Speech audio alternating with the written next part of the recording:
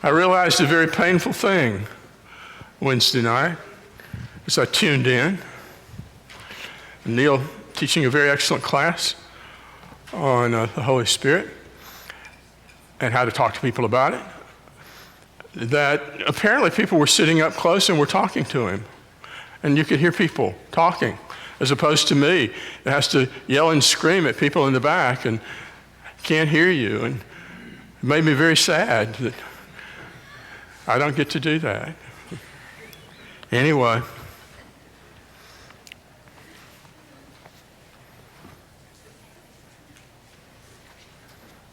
What we're going to do is a little different.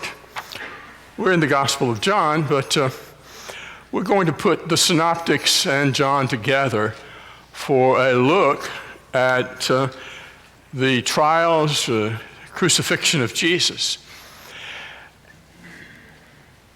John tells us that Jesus said that if I be lifted up, I will draw all men to myself. Okay? So, lifting up is referring to his crucifixion. So Jesus is letting us know that there is a drawing power to the cross and the crucifixion that gets people's attention. And the cross is preached. We see this in Acts. We see it in the epistles as a key moment. Sometimes we dwell, and it's not wrong, we'll look at some of that this morning. Sometimes we dwell on the physical pain. And it was excruciating. But millions of people have been crucified. Anybody seen Spartacus? Of course you have. And some of them, when they were crucified, they were basically spitting in Rome's eye, letting them know that you may crucify me, but painful as it was an agonizing way to die. The Bible doesn't emphasize that. The Bible emphasizes the separation, the debt that is being paid, the sins of all people, ours included, put on the back of Jesus for him to pay the price that we could not pay. And the horror of that thought, Jesus dreaded that. He came as one of us that he might suffer death, and the scriptures point out even the death on the cross. And it further says, despising the shame of being crucified as a malefactor, a sinner, having that moment where God has to turn away from him. And he says, my God, why have you forsaken me? This he dreaded more than anything else. The physical pain would come and it would go. That would be something that we could not even imagine how unbearable it would be. So with that, I'm going to basically read this. I put it together as a composite of the Gospels, all four of them, so that we can get into that moment of the crucifixion and what preceded it and led to it. That's where we are in our study of John, and we will later go back and go through John and see his particular areas of emphasis in this according to what his purpose is in the book. So, here we go. It's early spring in Jerusalem. The year is AD 30, most likely. It's almost sunset as Jesus and 10 of his apostles turn toward the city, and they're walking in that direction because they're going to eat of the Passover. And Peter and John were sent ahead in that upper room, probably John Mark's house, where the Passover was going to be prepared. There's a Passover meal that they will engage in, a seder, as it is sometimes called. Just before the meal begins, Jesus attends to lingering jealousy and pride among his disciples as he washes their feet. Peter objects, Lord, do you wash my feet? Never shall you wash my feet. If I do not wash your feet, you have no part with me. Well, not my feet only, but my head and my hands also. Jesus cautions him, as he often has to do. He has much to learn. It's not what his point is to clean his body. Stop that. Oh, it's a piece of ice tearing through the foyer. Doesn't look like anybody's hurt. Next, at this meal, solemn time, Jesus sends a shockwave through the disciples. Truly I say to you that one of you will betray me. And this just absolutely shocks them. They all begin to ask, well, who is it? Who's going to do this? Is that this? Maybe not. Is that you, Clay? No, it's not Clay. So Jesus says, it's one of those of you who are sitting at the table. I need to be very still, don't I? Okay.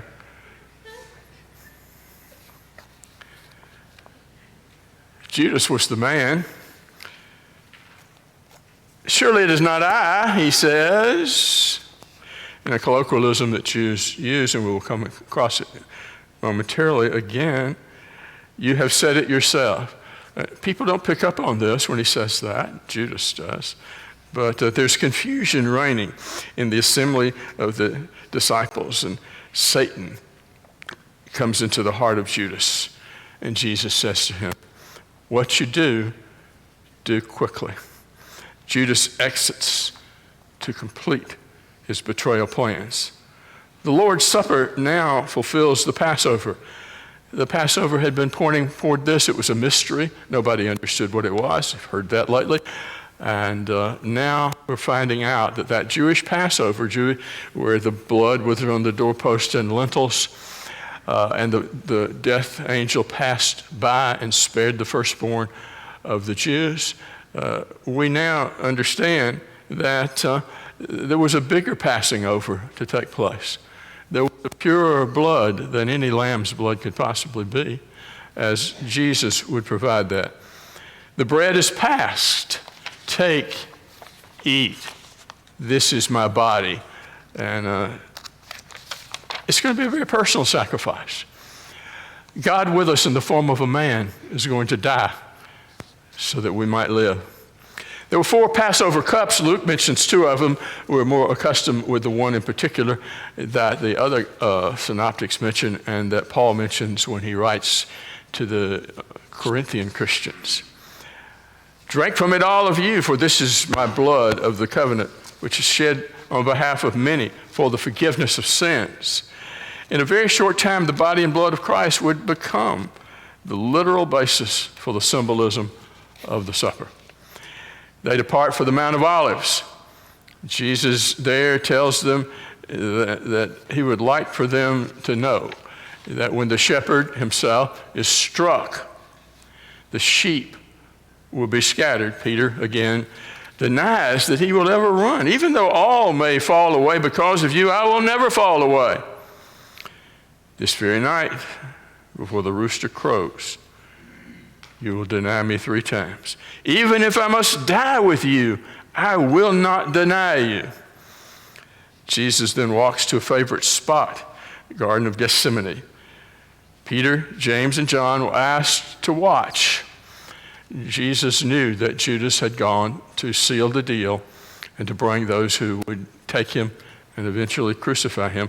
And he wants some time alone in prayer with the Father. Jesus falls on his face and prays, my Father, if it is possible, let this cup pass from me, yet not as I will, but you will. Jesus returns to find his 3 friends asleep. The pattern is repeated 2 more times. Sweat falls from Jesus like blood. Some of us who've had the virus had night sweats. Back in other February, I woke up just soaking wet. Well, Jesus is going through such a turmoil and such an anguish that sweat is falling from him like blood. In his hour of trial, Jesus must pray alone. He goes back, finds them asleep. Arise, let us be going. Behold, the one who betrays me has come. He allows that the flesh or the spirit is willing, and sometimes ours is, but we live in the flesh, but the flesh is weak. The betrayal. Judas has sold Jesus for 30 pieces of silver. Now he will seal the betrayal as he identifies Jesus with the kiss of a friend. Do you betray the Son of Man with a kiss? Judas came to Jesus and said, Hail, Rabbi, and he kissed him. Friend, do what you have come to do. A brief fight erupts. Peter draws his sword, cuts off the ear of Malchus. Jesus rebukes Peter. Jesus dies by his own choice. The apostles run into the night as Jesus had predicted. Simon Peter with them. Jesus is left alone with his captors. First before us, the father-in-law of the high priest Caiaphas, a matter of protocol, and actually the true political power by the priesthood. A private interview was illegal in a Jewish trial, the beginning of the problems. Jesus is asked about his teachings. I've spoken openly to the world. Question those who've heard me. Everybody had Jesus speak. Jewish law required that the charges be established by witnesses, not by the person charged. We have those similar rules today. But this is not really a trial. This is a lynch mob, and it's going to lead to a crucifixion. Next, he will appear before Caiaphas. and the Sanhedrin. The Sanhedrin was a group of 70 to 72 men that the Romans allowed to exercise a certain amount of local rule, but only up to a point. It was unlawful to try a man at night, or on a feast day, or before a Sabbath. Trials were to be in the temple area and the gate of hewn stone. So about everything that they can ignore to get Jesus killed, they are all too willing to do. Jesus is tied up. Conflicting witnesses offer testimony. The occurrence of conflicting witnesses in a Jewish trial was supposed to mean an acquittal. By the name of the living God, it is demanded of Jesus that he proclaim if he regards himself to be the Messiah. It was illegal to require a man to testify against himself. With a Jewish idiom, we saw it a moment ago, Jesus declares he is the Messiah. You have said it yourself. Hereafter you shall see the Son of Man sitting at the right hand of power and coming with the clouds of heaven. Caiaphas tore his robe and cried, "Blasphemy!" It was illegal for the judge to show emotion at a Jewish trial. Jesus is now blindfolded, and the soldiers spit on him. They beat him with their fist, and they slap him. These soldiers are rough men. It had to be in those days to make sure that people would pay attention to them. And they're letting Jesus have it with the best they've got. They hated Jews. Jews couldn't be compelled to fight in the Roman army because of the Sabbath. And you know, sometimes battles inconveniently happen on the Sabbath. And so rather than having that possibly come to pass, they did not have to serve. Guess how many people really appreciated that and didn't like them? And these soldiers would have been among the most upset with that kind of thing. Prophesy to us, you Christ. Who's the one who's hit you? Simon Peter will now go through what he said he wouldn't do, and Jesus said he would. Peter had been in the courtyard as the trial developed. I do not know the man. With an oath, I do not know the man. Cursing and swearing, I do not know the man. A rooster crowed.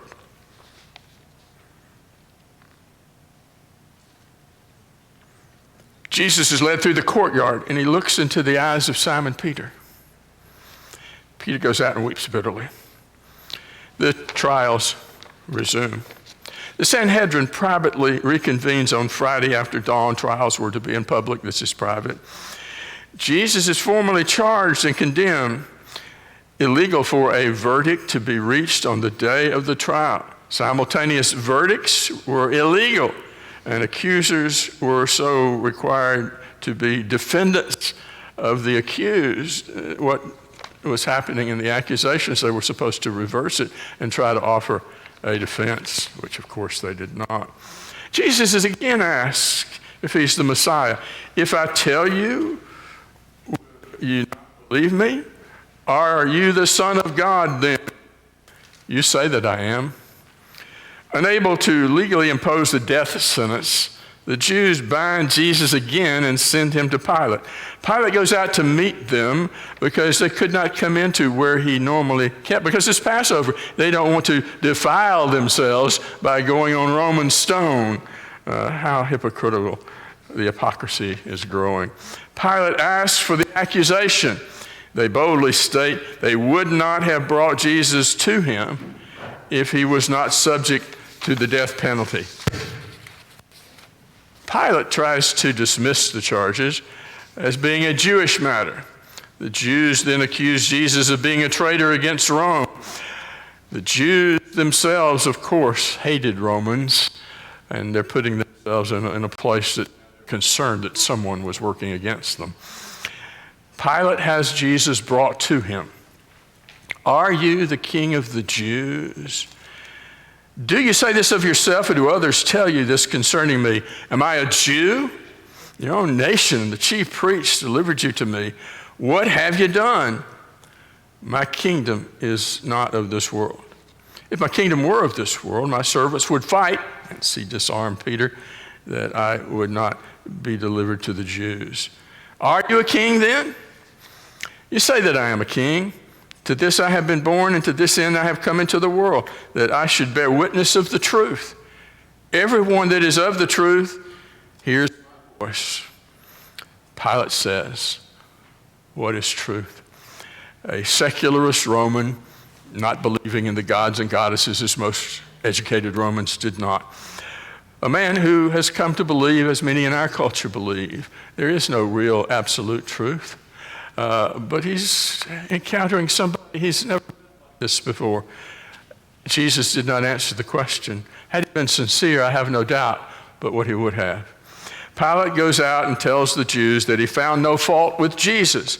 They tell Pilate that Jesus has been stirring up the people since he began his ministry in Galilee. Aha! Jesus is from Galilee, Herod's jurisdiction. Herod is in town for the Passover. Let's send him there, and so they do. Herod's glad. He thinks that Jesus might work a miracle for him, put on a show. Jesus didn't even say a word. Here again, what has happened will happen again. Herod had his soldiers beat and mocked Jesus before returning him to Pilate. He goes back to Pilate. Pilate tries to have Jesus released in a customary Passover fashion. The people were encouraged, however, by the chief priests and others to ask for Barabbas. Interesting that Barabbas was actually convicted of what Jesus is on trial for, but they are happy to have him released. A traitor against Rome, more to their liking than Jesus. It is said, I'm not sure if it's true or not, that Barabbas' name was Jesus Barabbas. If that is so, it may be, he is asking, which Jesus do you want? Pilate's wife warns her husband regarding Jesus that he should have nothing to do with that righteous man. She's been troubled in a dream by him. Give us Barabbas, they shout. What shall I do with Jesus who's called the Christ? Crucify him. Crucify him. Why? What evil has this man done? I will chastise him and release him to you. Crucify him. Let him be crucified. Pilate then sent Jesus to be scourged. Scourging was called halfway death. Jewish law did not allow it before an execution since it sometimes killed people. He's stripped of all of his clothing. He's tied to a short pillar. Jesus would have been savagely beaten by a whip that had pieces of metal and glass in it. His back would have been a shred. Thorns the size of nails were then placed on Jesus' head to mock him. If we've ever had or seen a scalp wound, you know how a puncture can bleed. Here several are taking place. At the further mockery, a purple robe is draped on his shredded flesh, and a reed is given to him as a mock scepter. And they came to him and said, "Hail, King of the Jews!" And they struck him with their hands, and they took the reed and beat him on the head. If you've seen Passion of the Christ, the most accurate portrayal of this that I've witnessed, Jesus becomes unrecognizable. He is literally covered with blood. He is swollen beyond recognition. Pilate hopes that when the Jews see this battered Jesus, they'll pity him and that they will allow Pilate to release him. Behold the man. Crucify him. Pilate tells them to do their own dirty work. Pilate tries to dismiss the charges as being a Jewish matter. The Jews then accuse Jesus of being a traitor against Rome. The Jews themselves, of course, hated Rome. Pilate has Jesus brought to him again. Are you the king of the Jews? Do you say this of yourself, or do others tell you this concerning? Wait, I went to the wrong page. The Jews respond that Jesus has made himself out to be the Son of God. Pilate becomes fearful once again, and he wants to release Jesus. He's a superstitious man. Jesus says nothing. Pilate pleads with Jesus to recognize him, that he has the power to kill him or to release him. You would have no authority over me unless it had been given you from above. For this reason, he who delivered me up to you has the greater sin. Pilate tries again to release Jesus. If you release this man, you are no friend of Caesar. Everyone who makes himself out to be a king speaks against Caesar. This was the Pilate appointment by Caesar was to what would have been considered a number 3 appointment. There was only 3 appointment levels, 1, 2, and 3 is where you send people that nobody else wants to go there. And to go try to administer the Jews was not something anybody. So many think this was as much a punishment as anything. But Pilate doesn't want Caesar hearing word, and he will hear it. Wait a minute, this man was speaking against Caesar, and you let him go. Behold your king. Crucify him. Shall I crucify your king? We have no king but Caesar. So Pilate washed his hands and said, I'm innocent of the blood of this righteous man. His blood be on us and in our children. If you've seen the Passion of the Christ, the Jews that speak in Aramaic, there are subtitles that are placed there. This is the one thing that is spoken in Aramaic by the crowd that does not receive subtitles. Jesus is mocked and beaten again by the soldiers. Jesus began the march to the place of the crucifixion. Imagine what kind of shape he's in. Carrying the crosspiece of the cross, probably would have weighed about 40 pounds. Jesus was a manly man. He had worked as a carpenter. This would have been nothing for him, but he is falling under its weight because of the damage done to his body. Simon of Cyrene helped carry it to its destination. On the crosspiece, Pilate placed an inscription that says, and it was in 3 languages, "This is the King of the Jews." The Jews asked Pilate to change it and say only that Jesus said he was the King of the Jews. Pilate gets one little in at the end. Pilate would be bullied no further. What I have written, I have written. The women of Jerusalem weep over Jesus. Daughters of Jerusalem, stop weeping for me, but weep for yourselves and for your children. 40 years later, Jerusalem would be destroyed. At the site of the crucifixion, Golgotha, the place of the skull, Jesus was offered a narcotic drink to offer his pain. He refuses. It's 9 o'clock on Friday morning. Jesus is nailed to the cross. His hands were nailed at the wrists so it wouldn't tear off while he hung there. He is raised up and the cross piece is dropped at the top of a 7-foot stake, forming what looks like a capital T. His feet are then put together, one on top of the other, and they are nailed to the stake with one nail. A skeleton was discovered some years ago of a man by the name of Johanan who was crucified by the Romans. There is marks of the nail on his arm bones, and the nail went through his feet and into his heel, and into the cross. He's been positioned to bring death rather quickly, as cramping would eventually lead to the inability to rise up on his legs. When crucifixion started, Persians probably first started doing it. They didn't care to let people up there for 3 or 4 days at a time. But it's gotten to be old hat. Romans have seen crucifixions going and coming, and so they've devised a way to do it where it'll be over quickly. Because what happens is, and you may have seen pictures where they're sort of kneeling down like this, they cannot exhale unless they push themselves up. So pretty much they would normally die of asphyxiation because they just couldn't raise themselves up anymore. All this has happened to him. All this has transpired. He's been beaten to a shred. He's been mocked. And so what does he say?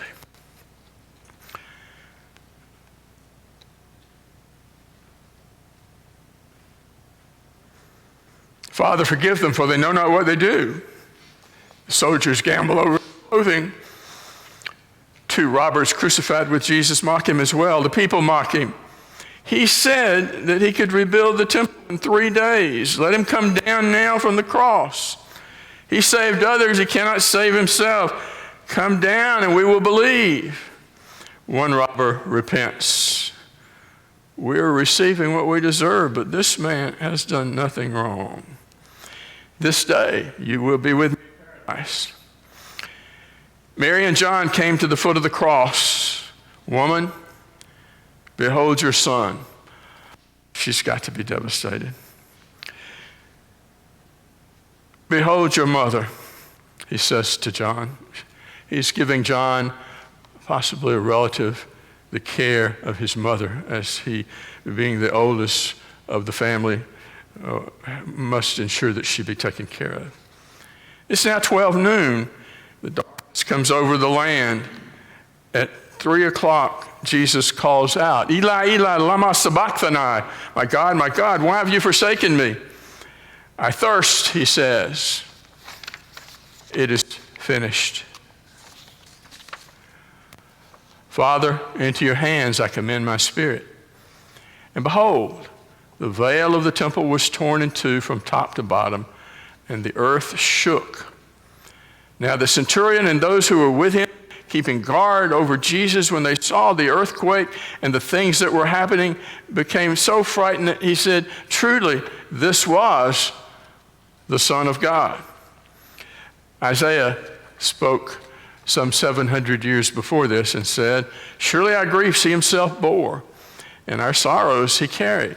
He was pierced through for our transgressions, he was crushed for our iniquities. The chastening of our well-being fell upon him, and by his scourging we are healed. Jesus had said, and he continues to say, with the backdrop of the cross, with if I be lifted up from the earth, I will draw all men to myself. Come to me, all of you who are exhausted from carrying heavy loads, and I give you rest. Take my yoke upon you and learn from me, for I'm gentle and humble at heart, and you shall find rest for your souls. For my yoke is pleasing, and my load is light. And so, with that in mind, and as this being an emphasis of the preaching of Jesus, the question that was asked of Paul can be asked again even today. And now, why do you delay? Arise and be baptized and wash away your sins, calling on his name. So, that's the overview. We will work back in to John. What time is it? Okay. Let's kind of comment on this for a little bit. As I said, Jesus said, now if I be lifted up, I will draw all men to myself. When we consider what all he's been put through, the blood that he would have lost and such as that, one of the things we didn't mention about the crucifixion, it's about to be Sabbath. And, we can't have people hanging on the cross on the Sabbath. That wouldn't be very respectful, would it? So the Romans are going to go, and as I said, you got to be able to push yourself up to breathe, and they're going to break the legs. That's pretty brutal, taking a big old mallet and just breaking your legs so that you can't raise yourself up and you will suffocate.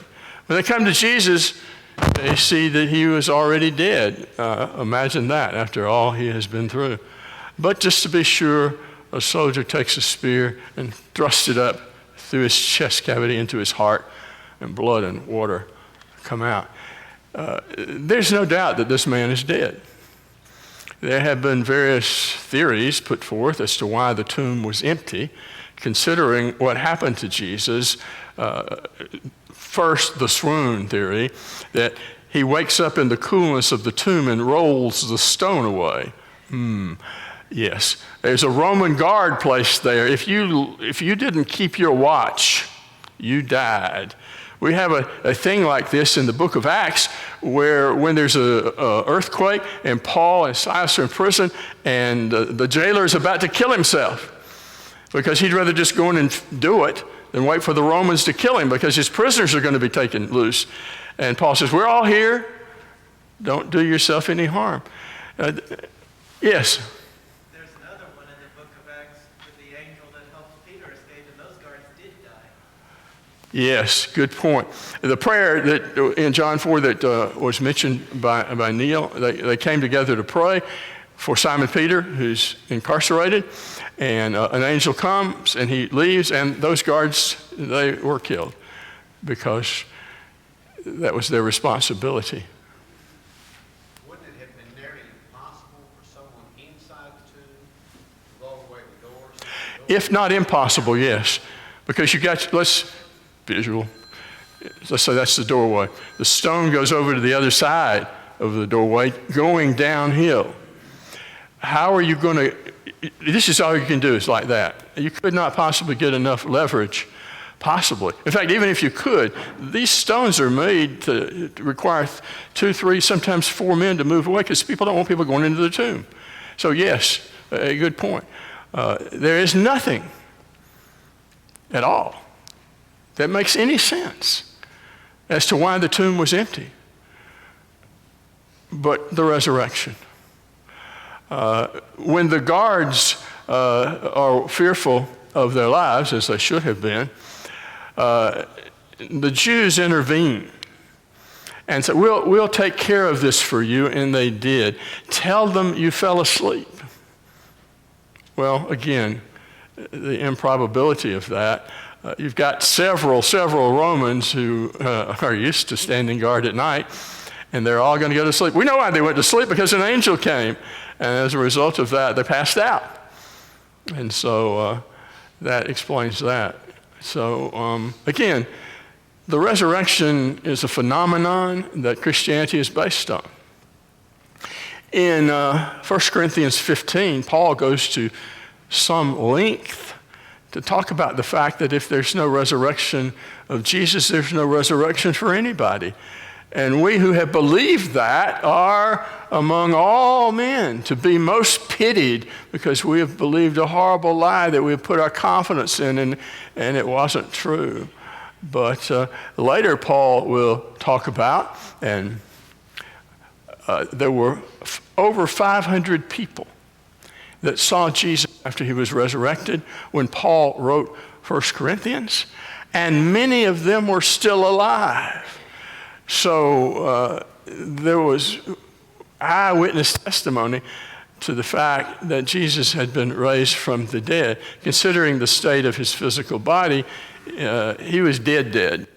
Puncture somebody's heart with a spear, that pretty much settles that. But even if that had not been done, what was done would certainly be sufficient for the task. Questions, comments? So why did Jesus question God at the end? Was it to go back to what was prophesied? Oh, okay. Psalm 22 starts out, and many people think Jesus quoted the psalm in its entirety. It's a crucifixion psalm. Couldn't possibly apply to David. My God, why have you forsaken me? Peter talks about that our sins were placed on his body, on the cross. And so I can't explain the Godhead. I used to try, but I gave up. I realize it's true. I realize that there are 3 in one, and I accept that. Beyond that, there are things I cannot fathom. I cannot fathom eternity. I cannot fathom the fact that God knows no past, present, or future. He's just the I am.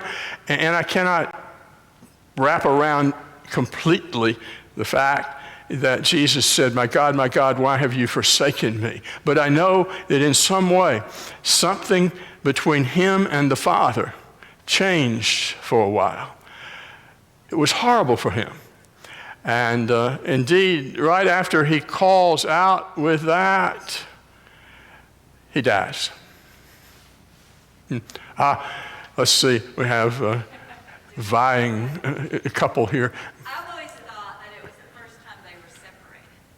Yes. But I always thought, too, that's what hell's like. We're separated Yes. from God. We don't know what that's like. No, we can't imagine it. And Jesus suffered it for us. I think you're exactly right. Death is physical separation from body and spirit, but hell is separation from God. Yes, right. You know, he was filled with the sins of all mankind. One sin alone will separate you from God. And he was covered. Billions of them. Think about that. He was split from himself. Mm-hmm. God had never been divided. God actually took on the sins of all mankind and allowed himself to come and die. Something we cannot fathom. Is that not to say that I don't even think if I was Jesus, I would even notice the cross at that. That would have been nothing. That'd be like if you just been shot in the shoulder where you have a splinter in your toe. I don't think you're going to notice the splinter. Mm-hmm. You know, it's unbelievable. No. God allowed to do this for us. He went through this for us. And consider the Father is suffering as well. Who of us would not take the place of our child? He did not. He could have. Yes. What version did you get this from? Down there where it says, "Come unto me, all you that are exhausted, heavy." Oh, okay. That's my translation. The Greek teacher in me comes out every once in a while. It's from Matthew 11:28 to 30. Come to me, all you who labor and are heavy laden. And also down there where it says, "For my yoke is pleasing." Yes. Easy in context probably means pleasing. It's an enjoyable yoke. The yoke of the Pharisees was said to be harsh and heavy. And we see what Jesus, when he talks about them in the Sermon on the Mount, and then later in Matthew 23, they put heavy burdens on a man, and they wouldn't even with a finger attempt to lift that up. So his burden, and here's the paradox of this, and it really says so much about the nature of Christianity. Jesus asked for more than the Pharisees asked for, but it was pleasing, and theirs was a burden. To serve the one we love is not a burden. We will do more for the ones we love and think nothing of it, where we might, with the splinter in our finger, think a lot about it. So there's a lot of irony here. The song, several people, I don't know who originally did it. Neil Diamond did a cover of it. And here's where I do my Neil Diamond thing. I know all of his songs sound exactly the same. But he did a song, He Ain't Heavy, He's My Brother. And it goes back to Vietnam, and this kid's carrying his younger brother's about his size, and the GI says, ain't he heavy? And he ain't heavy, he's my brother. B.J. Clark, some of you know B.J. B.J. was one of my students. That tells you how old I am. And but you already knew that. B.J. had a baby, and it weighed 10 pounds. Sarah was a 10-pound baby, by the way. She's slimmed up nicely since then. If for nothing else, you need to see the picture. You talk about chubby legs. We're talking chubby. Okay, back to our story. But they're cute. They're cute. Can I just stay here for several days? But he said he loved carrying his baby around. Didn't think a thing in the world of it. Baby spit up on him, drooled on him, slobbered on him, used the bathroom on him. Didn't think a thing of it. He said, what if I were carrying around a 10-pound sack of potatoes? I'd want to put it down as quickly as I could. The difference is how we feel about what we're carrying. And so his burden is easy and his load is light.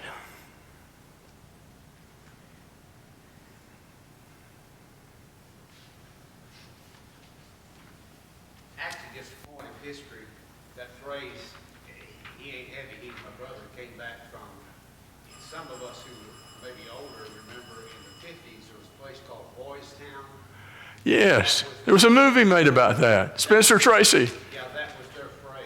"He ain't heavy, he's my brother." Well, how about that? I didn't know that. Thank you. This man is a wealth of knowledge.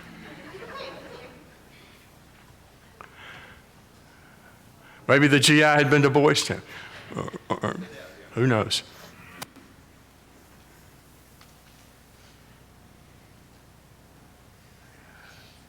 Kim. Two robbers on either side of Jesus. I'll be back. The robbers. On Wednesday night, those kids in there are amazing, and they asked me if I knew their names, and I said, no, we don't know their names, but do you know of any, and I kind of looked to see, but I don't know if I can tell them that, I don't know if it's true or not, so I could, there were a couple of names given in another book, I don't remember. Yeah, everything that's ever happened in the Bible, somebody's given a name to somebody. As far as knowing who the two thieves were on either side of Jesus, we really don't know their names. There's an interesting thing. One of them says, if you're the Son of God, why don't you do X, Y, Z? And he asked the question in such a way as to assume that yes, we do know you're the Son of God. Why aren't you doing something? And so that's the thing that comes out. As far as the thieves on either side, well, that's where we get it was answered the other day. Thief on the cross and baptism. First of all, it wasn't the Christian dispensation, so the command to be baptized had not been given. Secondly, we find out that all of Judea and surrounding territory went out to be baptized of John. It was the scribes and the Pharisees who rejected the testimony of God, not being baptized, probably because they'd been called various names because of their hypocrisy by John the Baptizer. The odds are that this man was baptized by John. It doesn't really matter, but to suggest that he wasn't baptized, first of all, he wouldn't have been baptized by Christian baptism because there was no such thing. Secondly, he may well have been baptized by John's baptism. It doesn't matter. He was a Jew. It would be like a person who had been baptized for the remission of their sins today. For instance, Simon the sorcerer, who, when he tried to buy the gift of giving the Holy Spirit, was told, your money perish with you, and because he'd wanted to buy that gift. And he was told to repent and pray. He wasn't told to be baptized again, which means he was actually really baptized. He really, truly believed, and he really, truly had his sins forgiven. What this man on the cross would be like Simon the sorcerer. He's already entered into a relationship with God. He is a child of God. And so that moment was nothing any more unusual than one of us praying and asking for forgiveness after we become a Christian. I think, wow, I'm getting an actual view of the clock. My eyes almost there, it's almost there. Thank you.